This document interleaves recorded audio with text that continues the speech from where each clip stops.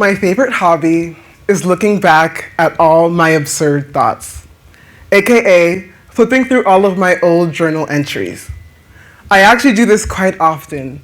I love to look back and see what minuscule thing had me panicking 3 years ago, or what little comment brought me joy 5 months ago.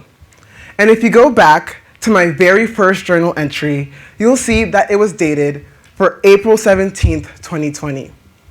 And since then, I've collected stacks of journals, bought so much stationery, and have tried almost every journaling method you could possibly think of. Now, journaling as a means to happiness is nothing new or revolutionary in the slightest. It's usually the first thing a therapist recommends or the first task in any best-selling self-help book. And I think this is why most people find journaling so off-putting. It's like you have to light a candle, put on a face mask, and cry your heart out every time you write.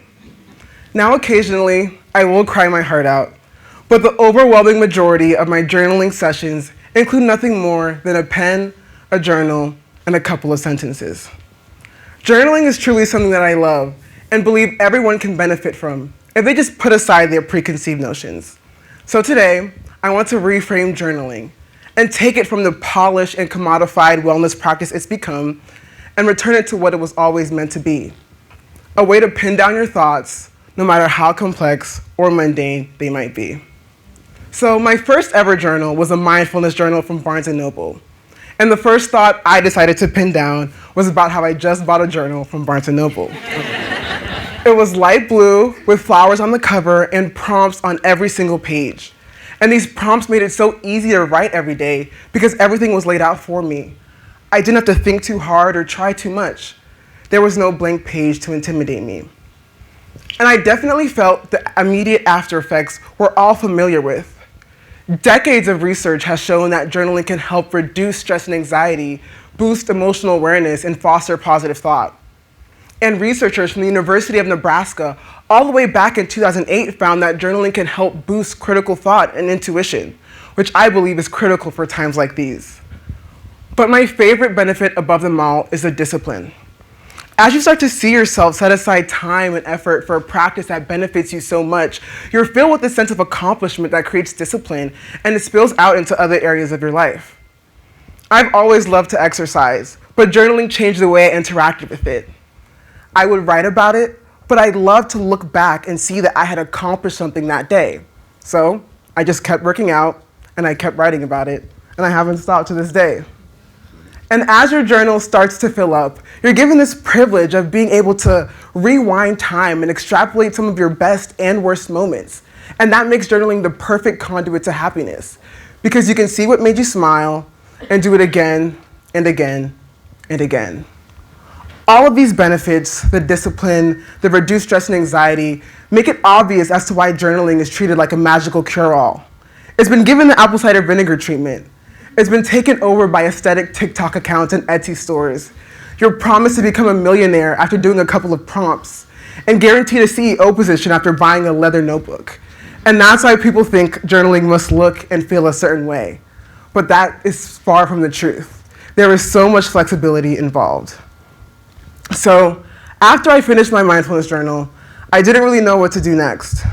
I knew I wanted to keep writing, but the prompts started to bore me. So I did the only thing I knew.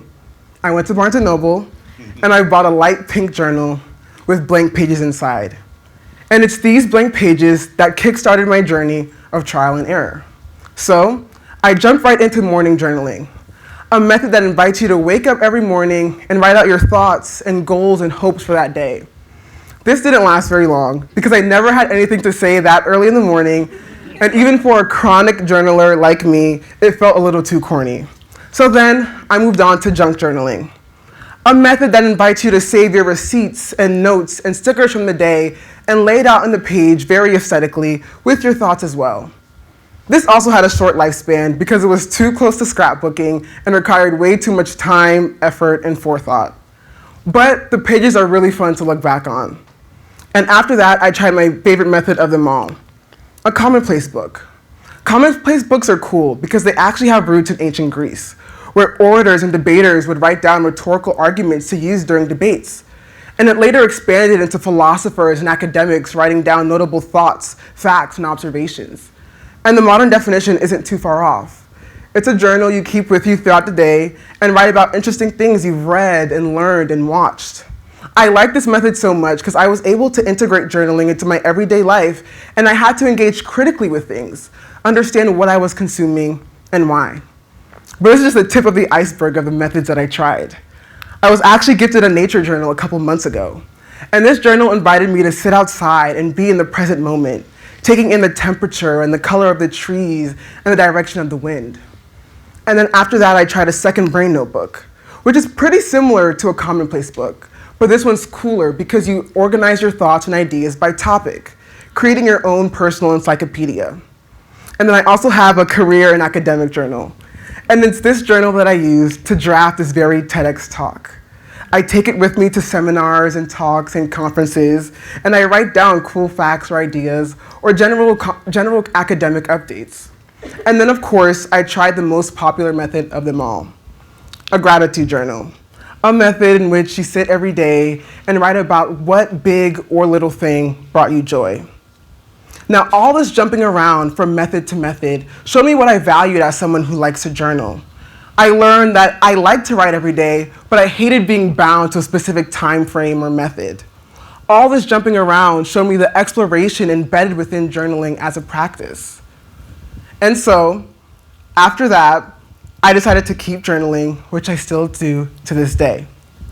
And so I usually find myself doing the bare minimum. I spend my evenings writing about what I liked, what I read, who I talked to, what I did that day. But the bare minimum I have for myself is just one sentence. And this one sentence takes the format of a TV show episode title. So for example, today's episode may be something like Chinenye's super duper awesome TEDx talk. And I think this one sentence a day is perfect for new and seasoned journalers alike. You simply have to think about your entire day and condense it all into one sentence, being as literal or as funny as you like. And the best part is, as you start to collect your TV show episode titles, you can scroll through your life like its very own personal Netflix catalog. And as you scroll through, your life looks so fun and new and interesting. You start to notice patterns you may have never noticed before. And that's where the happiness comes in, because once you see it in the little every day, you can start to angle your life towards it and hopefully write about it more. Journaling truly is what you make it. You can rip pages out and fill pages up and leave pages blank and try a new method every single day, because at its core, it is nothing more than pinning down your thoughts onto a page. Through all the journaling methods that I've tried, the entries and the prompts and the notebooks, I managed to find happiness in them all. I actually do think journaling is a bit pretentious and a little corny, but all of that is removed once you bring in the flexibility and the autonomy and make journaling your own.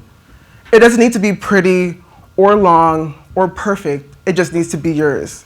And every entry, whether it's one sentence or one paragraph, is a chance to notice your life and shape it towards happiness. So today, if you can, try writing about your day in just one sentence. And if you really hate that, try something else, because there's always a way to design your own happiness through journaling.